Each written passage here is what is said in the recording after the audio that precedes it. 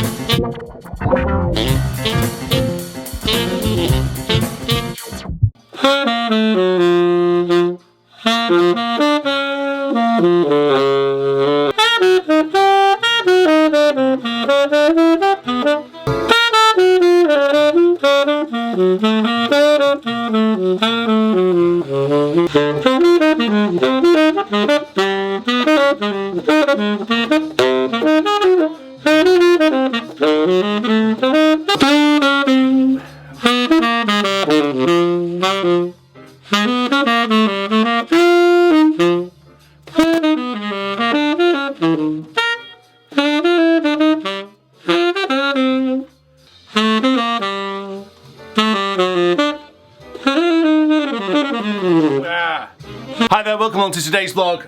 I've done some practice. I can cross off today and sadly gone into next month, but it's February next month, it's okay. I was just working through, amongst other things, this Bob Minster book. I haven't looked at this book for a long time, but it's a fantastic book. But one of the things about etude books, and you need to be wary of, I spent a lot of time in my late teens playing a lot of etude books, this one included. I could play a hell of a lot better then, I think, because I was practicing a lot more. One of the things to watch with etude books is that you can often play some amazing lines and then you get incredibly frustrated when you're playing in public at a jam session or on a gig and you can't produce those lines. They don't come out naturally. Well, that's because you're not engaging your ears so much when you're doing this as much as your eyes. Now, they're great for learning technique, for focusing, for using as a teaching tool or a study tool for yourself, but don't use them in place of things like transcription.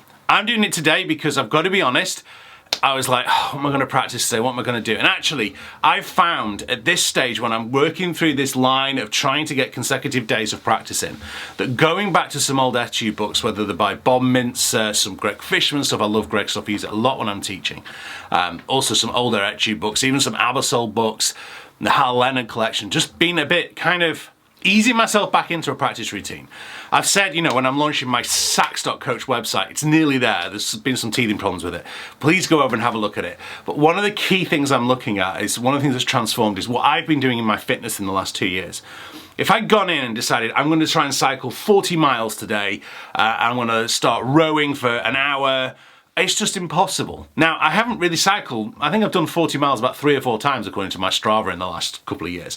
I've done about 30 minutes on the rowing machine. That's enough, because it's those incremental changes that make the difference. Trying to do one big blowout just ends up leading to failure, which is why this chart's so important. Just consistent, regular practice. And it does change. I'm on day 23 today. And I remember reading some research a few years back. It takes 21 days to form a habit. Well, I've now gone past that 21-day mark, and I can categorically tell you that when I'm waking up in the morning, I'm now starting to think my brain has changed. I'm going, when am I going to practice today? It's all of me.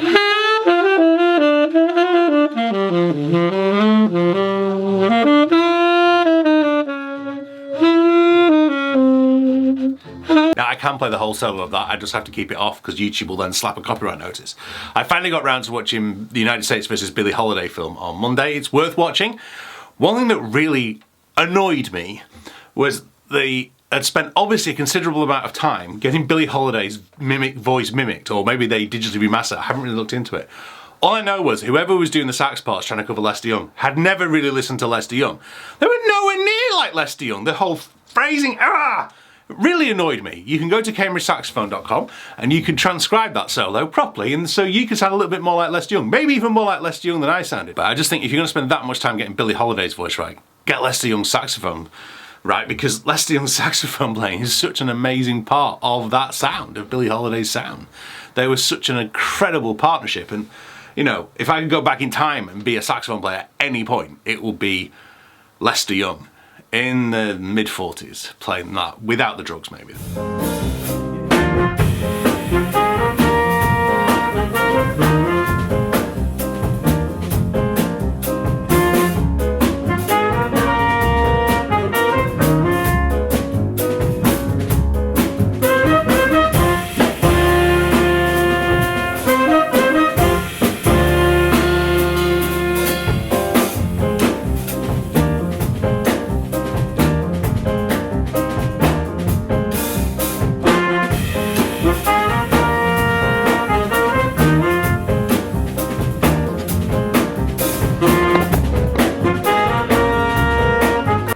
to get out of the house today.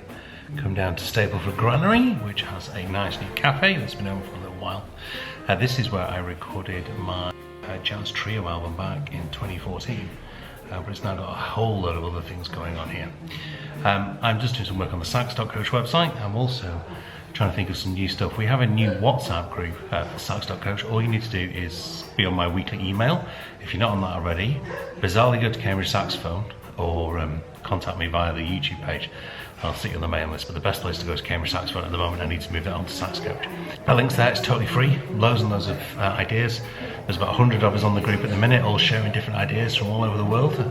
Come and join us, it'll be really good fun. I'm also trying to get everything ready for this gig I've got coming up a week on Sunday at the Cambridge Arts Theatre, organising lead sheets, all that sort of stuff, and reading up about Sidney Bechet, who's, I've said before, is a very interesting character.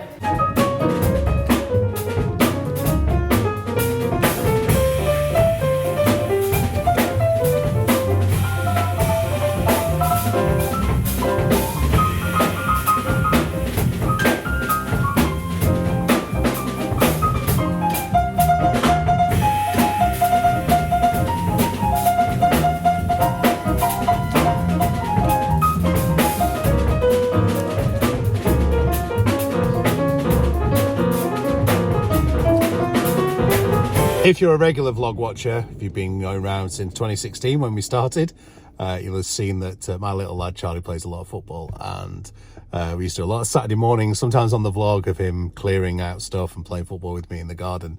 He's now playing for his school team. He's now 11, and he has a match today, and I have to be the subdued, supportive father on the touchline, not yelling instructions.